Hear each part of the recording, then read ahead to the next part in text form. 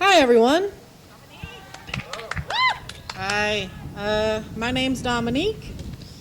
I am the research director for SOEquity.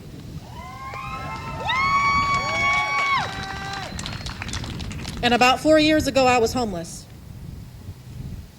I hate it when I hear people say that, oh, the homeless don't want to work. Let me tell you, I was on my way to a job interview. On my bike, I got hit by a car. Instead of going to a hospital, I still went to the interview. Hashtag millennial. So, only to find out after the interview was over, they basically didn't want to hire me because they wanted a permanent housekeeper, and I had way too many college credits. So, when I tried looking for housing, first place that I went to was Road Retreat. And of course, the waiting list was super long. So I ended up sleeping in a tent in someone's backyard. Continued to look for work. But when you're too overly qualified, nobody wants to hire you. But at the same time, it's like, and then before that, I was going to school. I was working full time. And then what happens is there's this special little rule when it comes to FAFSA. If you're under the age of 24 and your parents don't sign the information, if they don't send their tax info to the government, you can't go to school. My mom was an alcoholic. She was irresponsible. Every month I would call her and beg her to send in her tax information so I could continue going. She wouldn't do it. So I lost the funding that I needed to continue going to school. So a way around that is if I get married or have a dependent.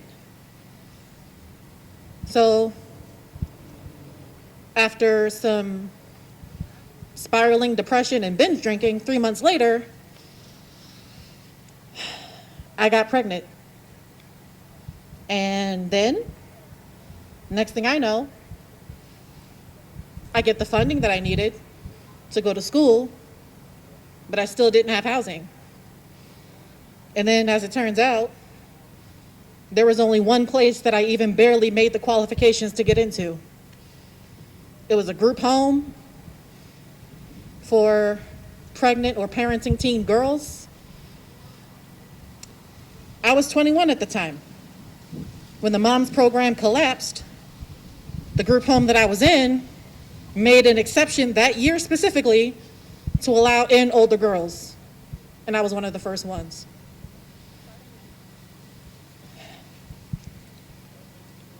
The interesting part about that is what the people in charge of you like to tell you is that if it wasn't for them, you'd be sleeping under a bridge. And then when they go home to their homes, they vote for the people that continue to make it hard to get housing. The amount of white savior complex that I've had to go through in order to even get to this point. There were some programs, they told me that I didn't qualify because I didn't have a drug problem. And I'm like, isn't that supposed to be a good thing?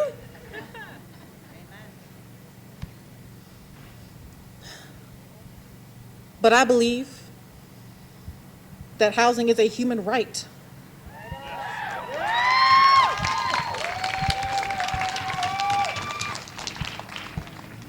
I'm from Baltimore City, Maryland.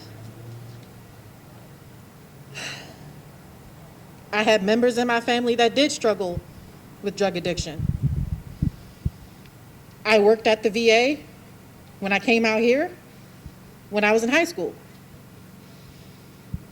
I have seen some things. I didn't think any less of them.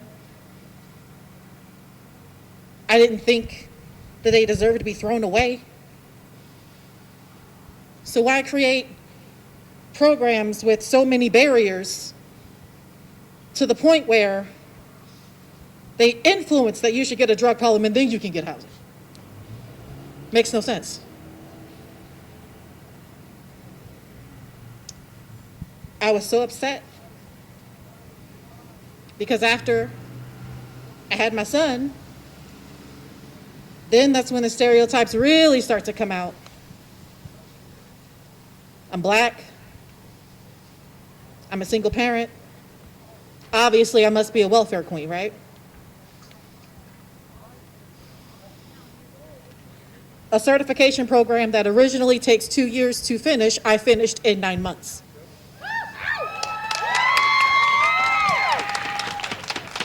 I worked my ass off.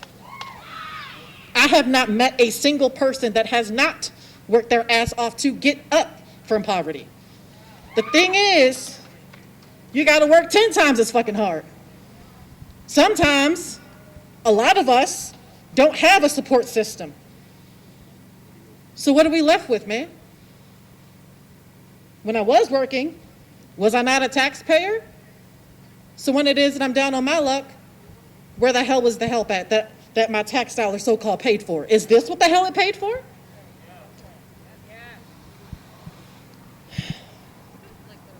One thing that I'm tired of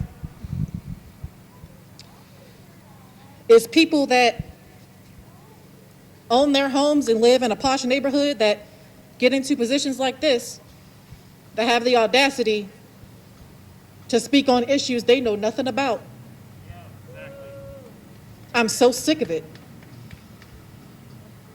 Not one of these people know what it's like to sleep in a tent, not for recreation, but for literal survival. You don't know what that's like. Did you ever grow up in a household where you had people struggling with addiction and you had to grow up just earlier than the rest of your counterparts around you just to make something of yourself, only to then be knocked down 5 steps back and then double time work extra hard with the baby to make it to where the hell you are today? Before this pandemic, after I graduated from RCC, I worked at Blue Cross Blue Shield. But people still thought that I was a stereotype. Then when the pandemic hit and I lost my daycare, I was right back at square one, I thought.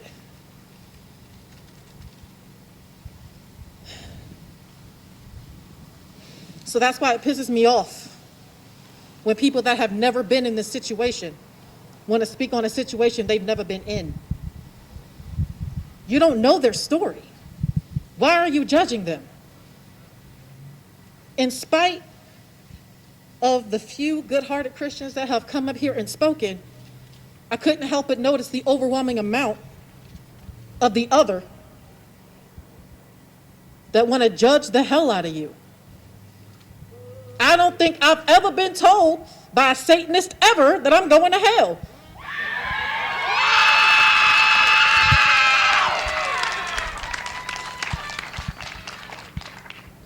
But I can name quite a few Christians that told me that. I know, right? And it's kind of interesting with that man over there holding that super bigoted sign. I mean, I kept the baby. I'm still pro-choice though.